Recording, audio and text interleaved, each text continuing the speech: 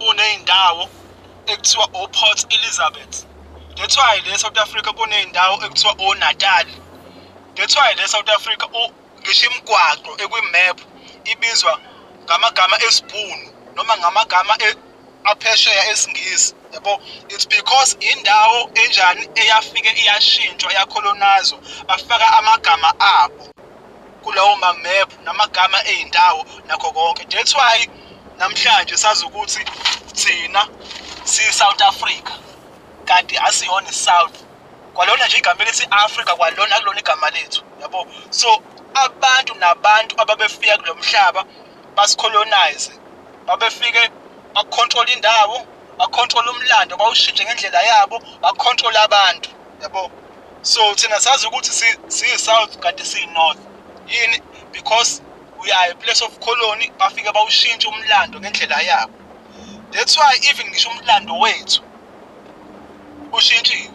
Thina sazi ukuthi thina sizalwa enye yamadodana kaNoah le yaqalekiswa kanti it's the other way around. Thina sazi ukuthi uJesu umlungu kanti it's the other way around. It's because umlando namagugu uma abantu becolonizer bayawushintsha ngendlela ezovuna bona.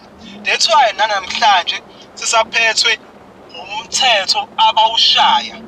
That's why kwafika ekutheni kuba khona into ekuthiwa iy'nkomo zibo 11 kushawa umthetho kushawa ubani uShepstone waseBrithani. Yabo, because babe control umlando becontrola yonke into ephathelene nomuntu omnyama. Yabo, ngisho umthetho sasibuza namhlanje umthetho owashawa abantu abasi-colonizer bafika le ndaweni bashintsha yonke into bashintsha umthetho bacontrola yonke into bacontrola abantu.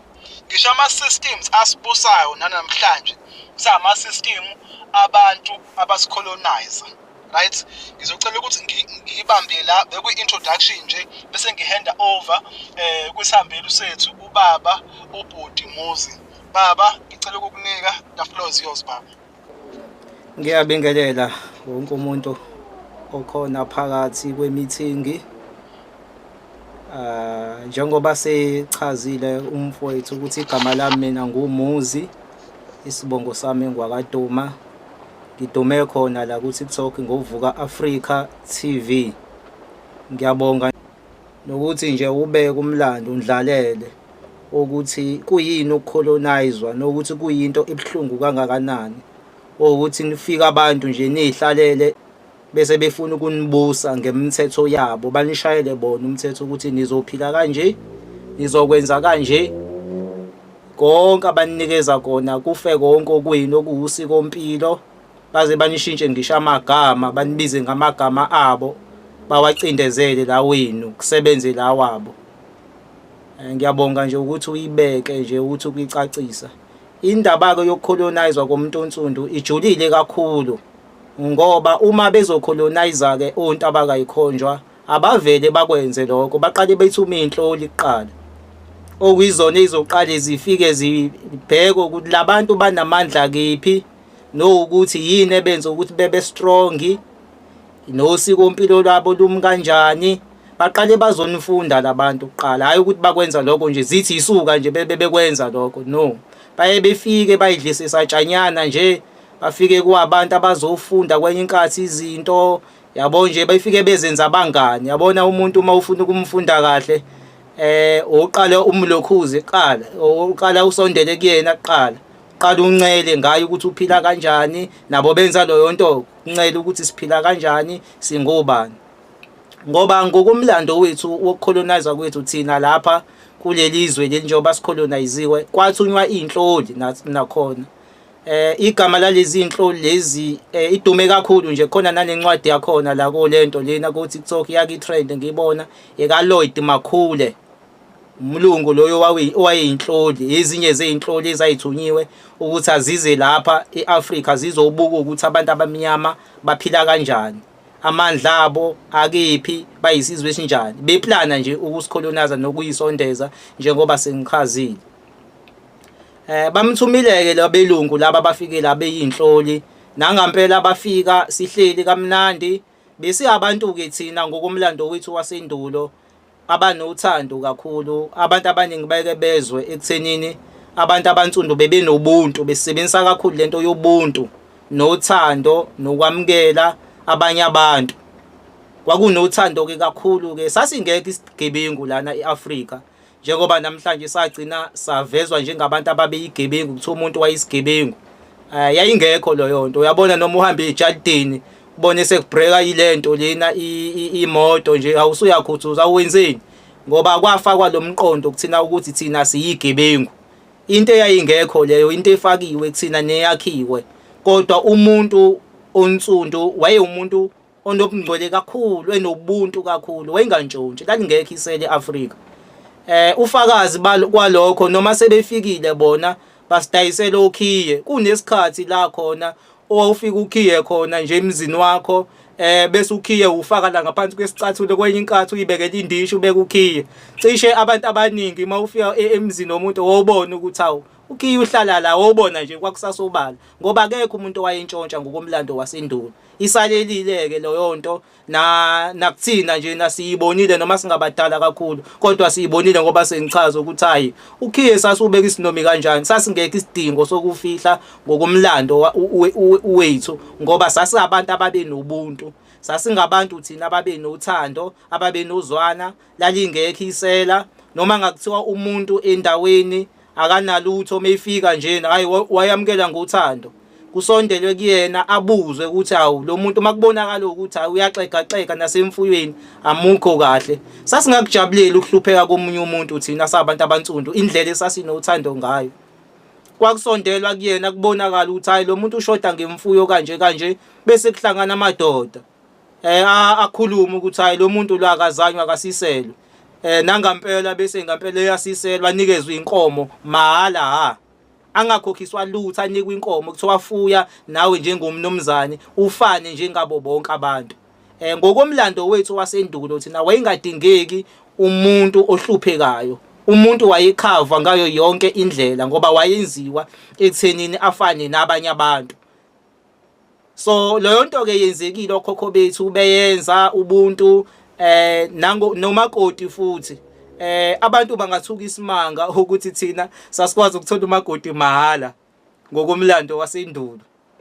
Kwakwenziwa njani? Kwakubonakala ukuthi umuntu futhi akanawo amandla, kubonakala ukuthi izokwenziwa njani, bese kuhlangana amadoda futhi asho ukuthi niyambona kodwa lo muntu ukuthi lona amandla akanawo, uzomiswa kanjani.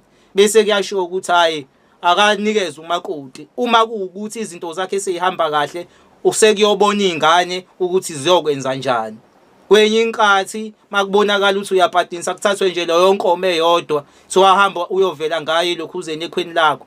Ngale nkathi inkomo ngalena zilokhu zizala kuyabalwa njalo. Zazingekho-ke futhi naleli lobolo leli esesinalo ley'nkomo eziwu-11 njengoba seyishiwo eziwu-12, njengoba esesho umfowethu ukuthi lafika nomlungu uShepstone sebesicindezela. Wayeneplazi lowo mlungu loyo. Angani kufika isikhathi la khona mase sebesicindezelile, nala khona benze njena ama-Europeans befike bathatha konke okwethu, imfuyo bathatha yonke into. So naye-ke sasesiphuciwe inkolo eneplazi, so wayenzela ukugaya imali ngathi nokuthi iy'nkomo zakhe zihambe. Makushawela umthetho ukuthi akulotshole ngey'nkomo eziwu-12, okusho ukuthi phela uzoba nemali ngoba abantu bazothenga kubona. Shuthi indlela ababecapitalize ngayo leyo ukuzenzela imali, beyicabangela bona, bengenankinga, bengenandaba nathi ukuthi thina ukuthi kwenzeka kanjani kuthina, nokubulala ispirituality sethu, ubungcwele bethu. Isacindezela futhi kakhulu, kwakuyezinye zezinto ababezenza ukucindezela ubungcwele bethu. So sasingenayo yonke lento thina, njengoba sengishilo ukuthi sasikwazi ukuyikhiphela ngisho inkomo eyodwa ngale nkathi zizalela usuqedile njalo. So yonke lento esiyibona namhlanje lesiphilayo into colonized. Ngizama ukuveza njalo ubuthina singakacolonizedwa ukuthi umuntu onsundu wayekade ewubani, wayiphila kanjani.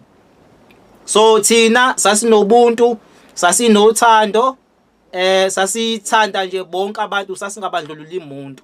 Sona-ke bafike-ke labelungu laba abayinhloli esengikhulume ngabo. Uma befika futhi lana eAfrika bamukelwe nje ngomoya omuhle wothando, bathokoze, hayi bamukelwe nje, hayi bathokoze. Kodwa zilokhu yishila izanusi, ngoba kwakuba khona izanusi ezayishaya amakhala zithi labantu bagadeni, labantu laba beze ngeagenda embi. Hayi kube khona ke laba abanye bangabanaki ukuthi hayi lento ayikho lento enishoyo. Awu labantu hawu ke babathande labantu babanika uthando ngangokuthi kunabelungu abafika lana bagcina sebekhuluma isiZulu njengomuntu akhulume nje njengomuntu.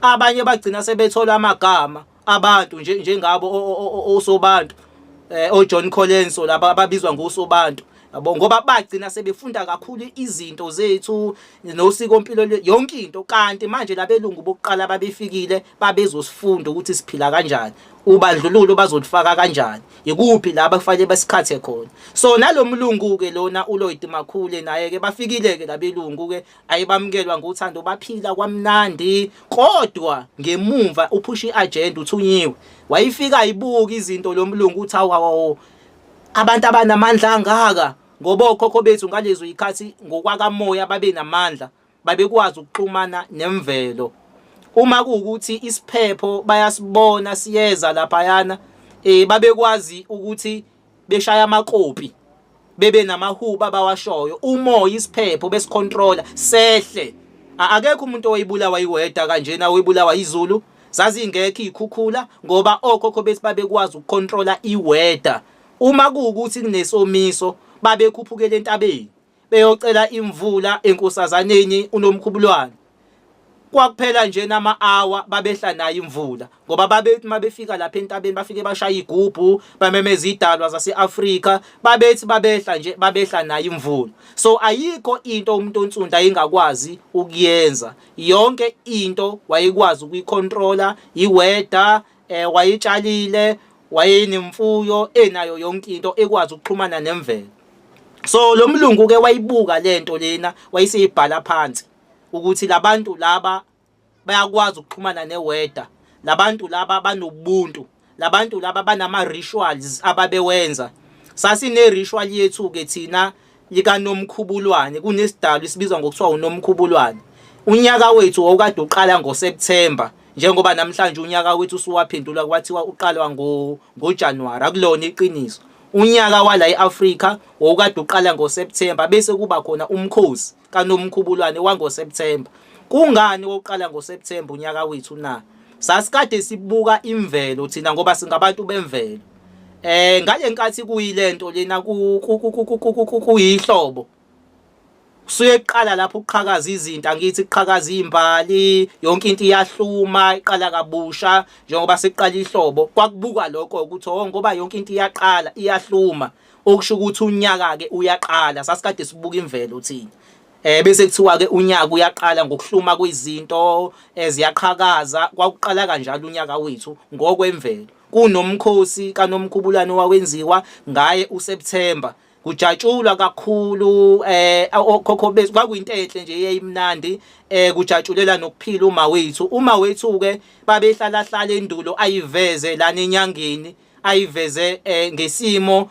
somuntu othola inkuni somuntu wesifazana othola inkuni kwenye inkathi kuba umuntu wesifazane obelethe ingane cishe mhlambe abantu abaningi bayakhumbula lokho asebethe ukukhula ngokweminyaka kwakwenzeka sasikubona lokho sizingane yayenzeka ke lonto umdali wayeyiveza ngezindlela ezihlukahlukene so okwethu kwakunamandla sikwazi ukucontrol iweather sasibona izimanga ngeimangaliso sasikade sinabaprofete sasikade sinabantu ababizwa ngokuthiwa izanusi yonke into nje abelaphi yonke into yayikade iyinhle yayikade imnandi sinamandla so lo mlungu ke lona ubizwa ngokuthiwa uLloyd Makhule odumile nje kakhulu wayibhala lezi zinto phansi eziqopha elekwe iqopha phansi eziqopha wayiqopha wayeseyithumela phesheya la khona ayithunywe khona phesheya esehambisa umnyalezo uthi lo mlungu ngizocela ukuthi abantu bakithi lencwadi bayoyiguglisha babhale nje uLloyd Makhule letter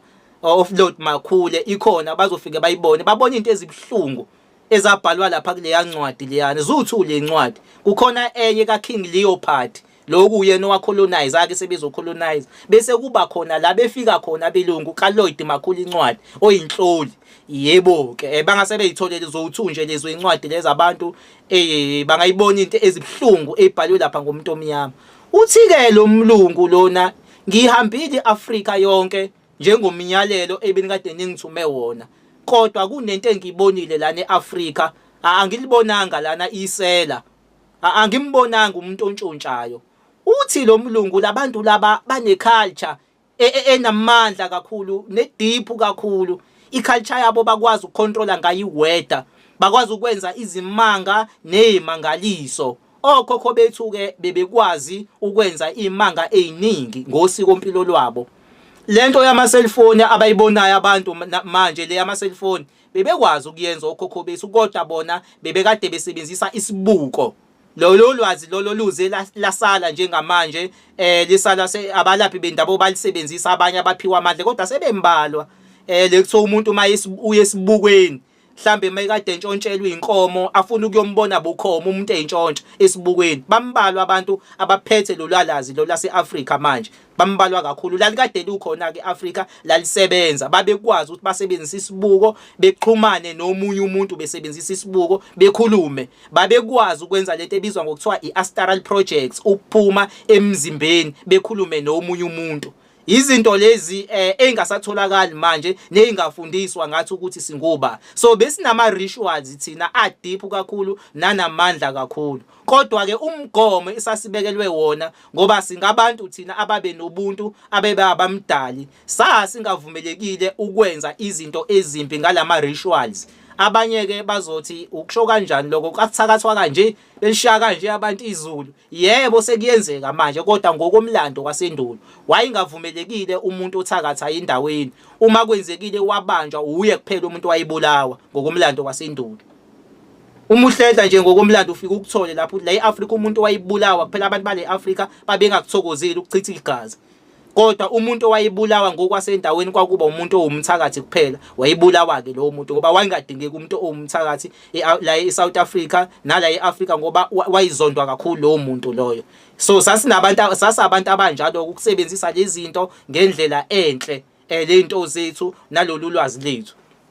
Ingakho ke lo mlungu lona athuka kakhulu malibuka lolu sikompilo lethu le culture lethu. Labantu laba bane culture enzima kangaka, bakwazi ukwenza izinto enje labantu laba. So wayibhala phansi ke lonto usho ukuthi hey, labantu laba ngibona inkinga la, ngibona abantu abakwazi ukwenza lezi manga lezi wazisho ukuthi bakhuphukele entabeni mayingekho imvula bayicele behle naye, benza ukuthi nokuthi labantu benza ukuthi nokuthi labantu. Uthi lo mlungu labantu laba ngeke sikwazi ukuthi sivele sibanqobe kalula. Uma sifuna ukubanqoba kuzofanele sibaqhephule ithambo labo lomgogodla kuqala. Useyachaza ukuthi amasiko abo kuzofanele siwabulale, sizame indlela yokuthi sibasusa kanjani osikompilweni labo ukuze baninyanye. Kuzofanele ukuthi senze izindlela labantu laba ukuthi sibakhele izinto ezizoqhamuka kuthina qala ukuze bezokwazi ukulahla lezi zinto zabo lezi abanazo, sizenze zibe enkulu lezi zethu bese beyi-undermine lezi zabo. Fanele sizame le indlela labantu ukuthi sibafundise, sifake kubona ulwazi olusha, ulwazi lokhokho nobabamkhulu babo liphendulwe ubudimoni kube sengathi kwakuwulwazi olalikade lungekho, lunga exist. Fanele futhi sibenze labantu laba bekholela ukuthi lezi zinto nalamandla abo awubudimoni ahlanganisa lutho nomdali.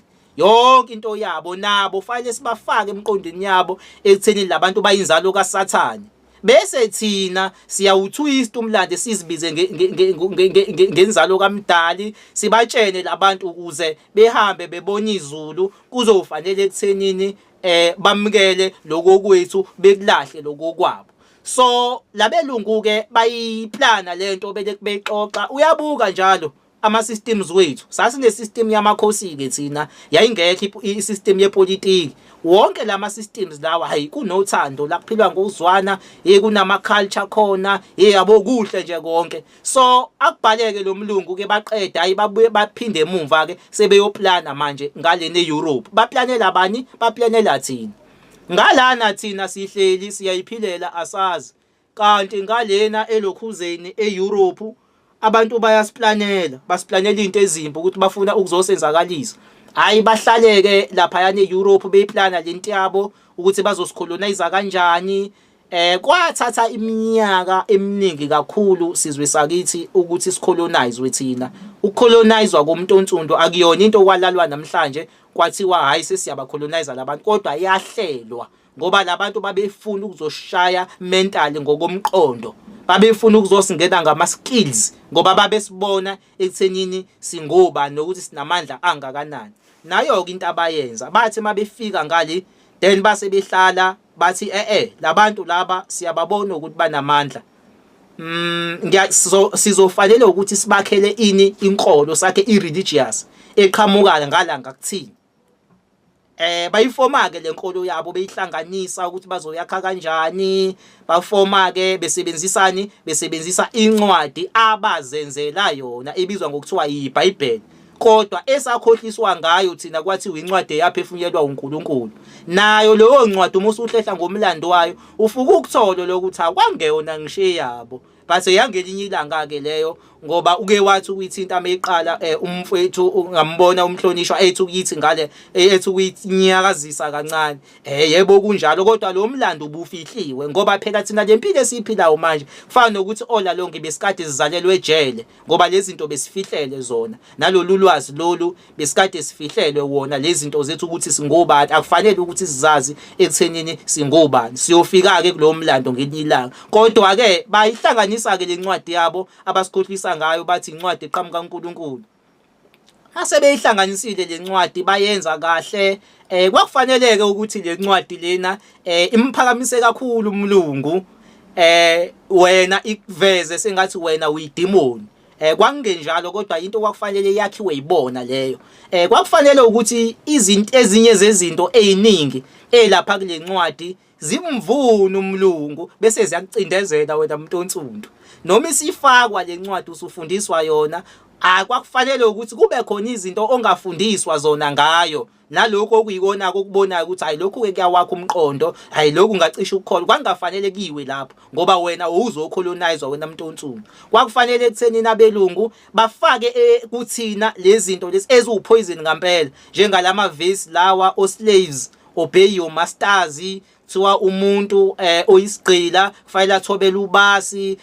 Begxila kakhulu kulama verse lawa ukuthi kufanele ube comfortable ngokuhlupheka ngoba uzobona uNkulunkulu. Kwakufanele kugxilwe kakhulu emavesini ethi umuntu umekushaya ka left mnikeze uright, khona singeke sikwazi ukuthi bekwenza lokho, khona singeke sikwazi ukuthi silwe, yabo sibe comfortable nje ngokuhlupheka. Yabo babakha ke izinto ezikanjalo ngencwadi yeBhayibheli ukufundiswa ngangokuthi kwaze kwaqeqeshwa befundisi phesheya ukuthi lizomiswa kanjani ivangeli elizoza leAfrika. Kwenziwa inkomfa enkulu, babizana belokhu behlangana befundisana ukuthi socolonizwa kanjani, lizosetshenziswa kanjani iBhayibheli ekucolonizweni. uNkulunkulu ke izobekwa kanjani indaba yakhe ukuthi uNkulunkulu wayekade ewubani kanjani. Lokhu kokwethu kwale Afrika masikuthiwa sikukha phezulu ukuthi uNkulunkulu besikade simbona kanjani. Bekuwabantu bemvelo laba bala eAfrika, bebekholelwa kakhulu umdala ukuthi umoya ungaziwa ungabonwa, kodwa lo moya wowuphakame ngabaprofeti. Sasinabaprofeti ababefika bebakhona beqoqa isizwe, befika benza imangaliso. Sasikholelwa kanjalo thina, sasingakholelwa ukuthi uNkulunkulu uyindoda yomlungu, kodwa sasikholelwa ukuthi umoya ngokwaseAfrika. Le mfundiso yokuthi uNkulunkulu uyindoda yomlungu sakhelwa yona le iqhamuke eEurope, yakhandwa uma behleli lapha yana kuyinkomfa ekuthenini ukuze silimale la emqondweni. uNkulunkulu akashintshwe enziwe sengathi kwakuyindoda yomlungu, bese kukhandwa istory sika Sathane ukuthi kuthiwa hayi umuntu onsundu yena urepresent uSathane, uSathane kwakuyindoda eminyama, kwenziwe lezi story. So lento bayakha lapha yana eEurope bayihlanganisa. Iyakibizwe ke ngamagama kakhulu ngoba kwakuyinemkhakha yakhona. Kwakuba khona imfundo yayiba nomkhakha yakhona ababefundela ukuthi imfundo bazoifaka kanjani kuthina mase besicolonizile, ngoba kwakufanele besilethele imfundo ezosenza singakwazi ukucabanga ngokuphelele. Like uma besifundisa bazosifundisa nje ngelento lena ngokuthi iqhwagi libulwa kanjani, ihlahla silebulwa kanjani, kodwa ngeke ufundiswe ngokwakho umnotho. Ukuzosiza ngani ukwazi ihlahla ukuthi stamp root, lokho kuzokusiza kanjani? Ngeke kuze kukusize, kodwa bona bazofike benze njani, bazofike befundisa izingane zabo ukwenza umnotho. Usetshenzwa kanjani umnotho? Wena ufundiswa la lokho ongalokhuzi ongenayo ivalue. So imfundo kwakufanele ihambe kanjalo kuzokwakhiwa abantu abazoba yigqila, hayi abantu abazo-owner, yabo, soba yisebenzi zabo. Yes, imfundo ke ekade ifike naloko ke ekuthenini izosicolonizer, and futhi kwakufanele ukuthi imfundo izowasha kakhulu ulimi lwethu ilibulale bese introduce i-English siyibone sengathi inkulu. Kwasho wena futhi lo mlungu washo ukuthi hey, labantu kufanele sibabulala ulimi. Uma ibhala leya ncwadi kukhona lokho. Kwathi kufanele sibulala ulimi labo labantu. Sibenze ukuthi ilanguage yabo i-useless. Into eseyintweni isingisi ukuze bezoba isizwe esifile. Ulimi ke luyinkinga, abantu abaningi abalazi ulimi ukuthi linamandla kangakanani. Ulimi luyinkinga ngento eyodwa ngoba liphethe umlando. Igama lethu esintu ayakwazi ukukuvezela umlando. Ngikulinganisele njengaliphi, njengegama elithi impilo negama elithi impi. Kahle kahle igama elithi impilo liqhamuka laphayana egama elithiwa impi. Uma silapha emhlabeni sisuke sizolwa kahle kahle. Ingakho uma ufika le emhlabeni ufike ubhekane nama challenges amaningi kakhulu, abanye ufika uhlupheke uthola izinto eziningi, yabo. Kahle kahle la emhlabeni sisempini lana yemimoya, sizofanele uqine ngoba usazofica nje izimo ezibhlungu, omunye uzafisa ukuyilengisa, yabo. Ukuphila njena kuyilento lena, kuyimpi, siyalwa sisempini lana. Angani uyabona ukuthi leli gama leli linomsuka wakhona, impi, impilo. Ingakho futhi sinegama elithi ubuthongo, bese sithini amathongo.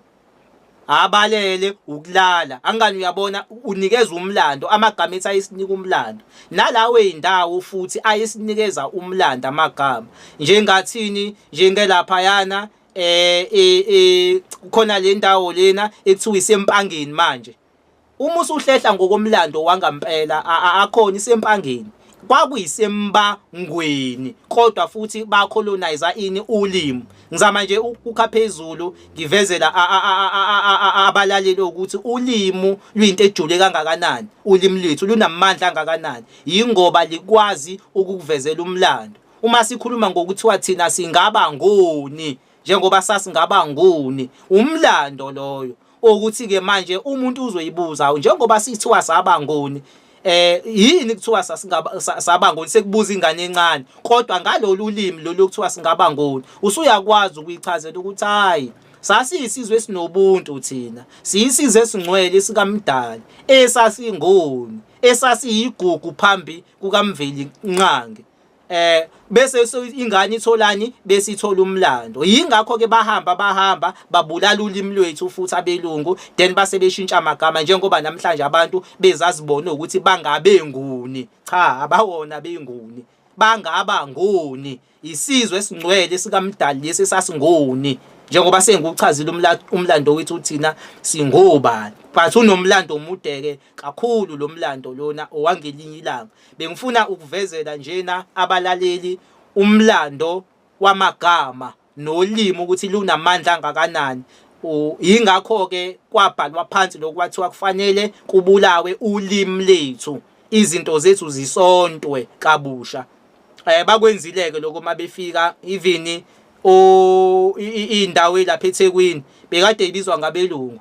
Bekhona oQueen Victoria, Victoria Fall, kwezinye indawo, yabo. Izinto zethu ziyabulawa, bayiqamba ngamagama ase-Europe, babulala imlando yethu nolimo bayiphendukezela. So indaba yolimo ke ihamba izifike lapho ke indaba yolimo.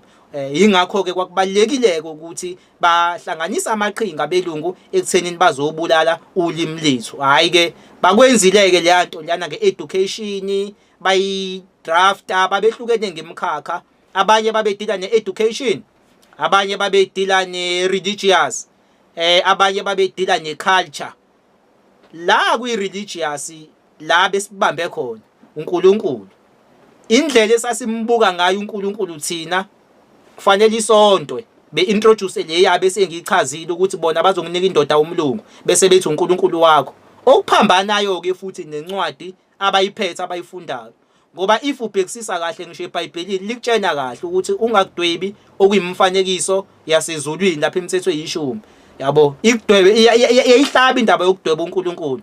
bathi bona abelungu ngoba babesidukisa babengahambi ngokukaNkulunkulu babezositshontshela besikhohlisa bakwazi ukusidwebela indoda yomlungu lekuthiwa uGod iyakiveze nje ngisho ungagooglisha uzofika uyithole leyo ndoda inentshebe enkulu ihlala emafini iwumlungu isarandwe nayingelosi futhi nazo zabelungu yabo nje iagenda yabo ke le yakusiya uNkulunkulu wethu lo yana akaze kwaba uye kodwa lezayithombe leziyana zayifike ngobandlululo ngoba bathi mabeqala indaba yenkolo zafika la lezi ithombe lezi beyithwele abelungu bezosicolonize ngazo zaziningike kwakufike kube ibona oGod uMaria uJesu isithombe nakhona omlungu so zafika lezi ithombe zithwelwe nje ngokomlando waso wangampela ngoba fanele sinikeni abantu iqiniso manje bawazi umlando wethu ukuthi sacolonizwa kanjani uma kuthiwa inkolo yayizontshontshwa umhlaba yawuntshontsha kanjani yasebenza kanjani inkolo ngoba bayeke besha abantu ukuthi hayi inkolo yayizontshontshwa umhlaba abanye bathi iBhayibheli sanikwa iBhayibheli kwathiwa sicimeze sathi siyaphaphama namhlaba so akufanele sigcine ngokusho loyo nto kuphela kodwa kufanele uveze umlando ukuthi kwenzakalani la setshenziswa kanjani iBhayibheli ngendlela errong ukuze siyithole sikulesimo esikusona manje inkolo bayenza kanjani njengoba sengichazile ukuthi hayi sanika uNkulunkulu orong salahla lo nkulunkulu wethu esasimmemeza thina eintabeni lo wayephakama ngabaprofete benza imangaliso samlahla lo uNkulunkulu loyo sase sesithatha lo wabo ababefike naye abelungu lokuthiwa uGod ke naye uJesus Christ so lana ke kuNkulunkulu kwakufaneleke kuhlanazelwe uGod uNkulunkulu wethu owethu bese sinikwa uGod bese sinikezwa futhi noJesu omhlophe bese siyabuya futhi kwakufanele ukuthi ivangeli lishintshwe kungabi ivangeli likaNkulunkulu esizonikwa lona kodwa singazi thina sitshene ukuthi ivangeli likaNkulunkulu kodwa futhi manje akulona ivangeli likaNkulunkulu liphusha iagenda yabo ingakho into eningi noma futhi uthi usufunda kahle iBhayibheli leli futhi abathi ilabo incwadi engcwele ufike izinto yiphambana njengoba bayeke bebona abantu even lencwadi yemithetho lapha yana ke ikhulunywe ngokuthiwa gcinani imithetho kukhulunywe ngeinto eziningi kwenye inkathi imithetho eyishumi lapha yana kukhulunywa izinto eziningi imithetho kodwa muthi uyababheka hayi iBhayibheli leli likhuluma ubuntu likhuluma ngokuthi ungabulali ungebi ungaphingi ugcina isabatha kodwa manje laba bayafika hayi asigcina isabatha bayafika bona babebulala obabamkhulu bethu banodlame bayabulala kodwa iBhayibheli bathi bayisizwe esingcwele kodwa futhi manje bona bayabulala labantu laba izinto lezi ezibhalwe lapha eBhayibhelini abazenzi ingobani babengalethile uNkulunkulu babezoshintshontshela so kwakufanele ukuthi kushintshwe nevangeli sifundiswe ngendlela yabo kodwa singazi thina sitshene ukuthi izinto eziningi ezifika nazo